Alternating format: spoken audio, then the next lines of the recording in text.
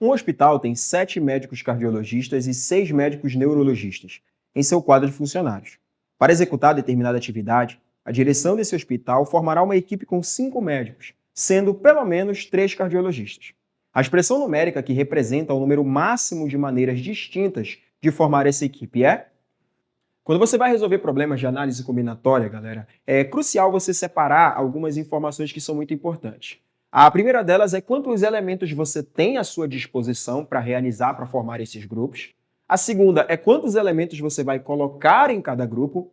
E a terceira é se há ou não uma restrição nesse processo de formação desses grupos, tá? Essas informações todas foram dadas na questão. Nós temos 7 cardiologistas, seus neurologistas à disposição, então essas são as quantidades de elementos disponíveis, e eu vou formar grupos com 5 médicos. Então, o número de elementos por grupo é igual a 5. A restrição que a questão dá, galera, é essa aqui, ó.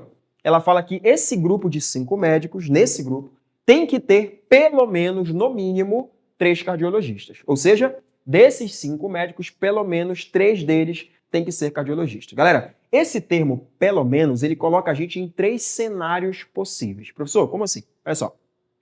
Cenário número 1. Esse grupo ele pode ter 3 cardiologistas e 2 neuros. Está de acordo com a situação da questão? Sim, perfeitamente de acordo. Pelo menos 3 cardios, ok? O segundo é ter 4 cardiologistas e 1 neuro. Repara que esse cenário número 2, ele também está incluso. Porque quando ele fala pelo menos, no mínimo, né? Ele está dizendo que eu preciso ter no mínimo 3 cardiologistas. Ter 4 cardiologistas é ter no mínimo 3. E esse raciocínio leva a gente ao terceiro cenário. Porque em nenhum momento a questão fala para a gente que é obrigatória a presença do neuro. Ela só fala que eu preciso ter obrigatoriamente pelo menos 3 cardios. Isso significa que os 5 médicos podem ser cardiologistas, ok? Ter 5 cardiologistas é ter no mínimo, é ter pelo menos 3, beleza? Então, para a gente conseguir resolver a questão, nós vamos precisar de um cálculo para esse primeiro cenário, um cálculo para esse segundo cenário e um cálculo para esse terceiro cenário, né? Ou vai acontecer isso, ou isso, ou isso aqui. Beleza? Então a gente precisa desses 3 cálculos e no final a gente vai somá-los, tá? Galera, essa questão é uma questão de combinação. Por quê, professor? A ordem dos elementos, ela não importa. Como assim? Observa aqui o primeiro cenário. Imagina que esses 3 cardios aqui seja o João, o Pedro e a Maria. Na hora que eu realizo o sorteio, sai primeiro o João, depois o Pedro e depois a Maria. Pode acontecer de sair primeiro a Maria, depois o João, depois o Pedro. Então primeiro o Pedro, depois a Maria, depois o João. Observe que quando eu troco de posição esses elementos que são iguais, eu não gero grupos diferentes, eu gero o mesmo grupo.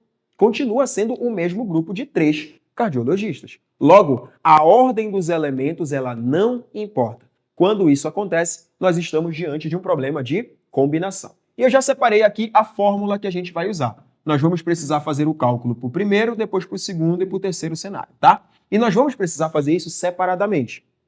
Um cálculo de combinação para os cardios e um cálculo de combinação para os neuros. Mas eu quero que tudo isso aqui, galera, aconteça ao mesmo tempo. 3 cardiologistas e 2 neurologistas, ok? Então, a combinação do primeiro multiplicada pela combinação do segundo. Só substituir os termos aqui.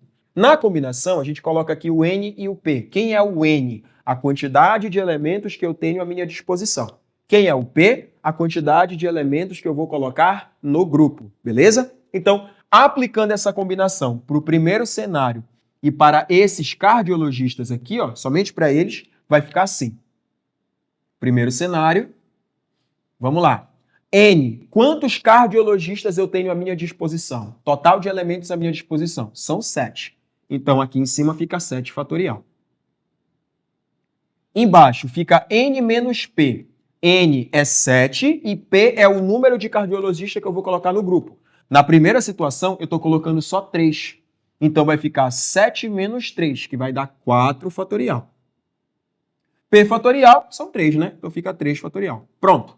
Esse cálculo aqui me dá o número de maneiras diferentes de formar os 3 cardiologistas, tendo 7 à minha disposição. Beleza? Agora eu faço o mesmo cálculo e 2 neuros, né? Então, multiplicado pelos 2 neuros. Vamos lá. Mesma fórmula, só que agora aplicada no neuro. N. Quantos neuros eu tenho à minha disposição? 6.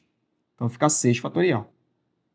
Dividido N menos P. Eu estou colocando 2 neuros, então o P é igual a 2, tá? Então aqui vai ficar 6 menos 2, 4 fatorial vezes P fatorial. P é 2. 2 fatorial. Pronto, galera. Essa conta aqui vai me dar o primeiro cenário. Agora vamos para o segundo. Vamos lá. Quantos cards aqui? 4. Eu tenho quantos à minha disposição? 7. Então, em cima fica 7 fatorial, que é o N. Embaixo fica 7 menos 4, que vai dar 3 fatorial. O P é 4, né? 4 fatorial, ok? E um neuro. Vamos lá. Agora a mesma fórmula aplicada para neuro. São 6 à minha disposição. 6 fatorial. Aqui fica 6 menos 1. 6 é a quantidade que eu tenho. 1 é a quantidade que está no grupo, né? Só 1. 6 menos 1 fica 5 fatorial vezes 1 fatorial. Prontinho. Esse é o segundo cenário. Agora o terceiro e último cenário. Vamos lá? São 5 cardiologistas. Eu tenho 7 à minha disposição. 7 fatorial, tá? 7 menos 5 vai dar 2 fatorial vezes 5 fatorial. Prontinho. Vezes, eu não tenho neuro, mas eu vou precisar expressar isso, né? Eu tenho quantos à minha disposição para combinar? 6.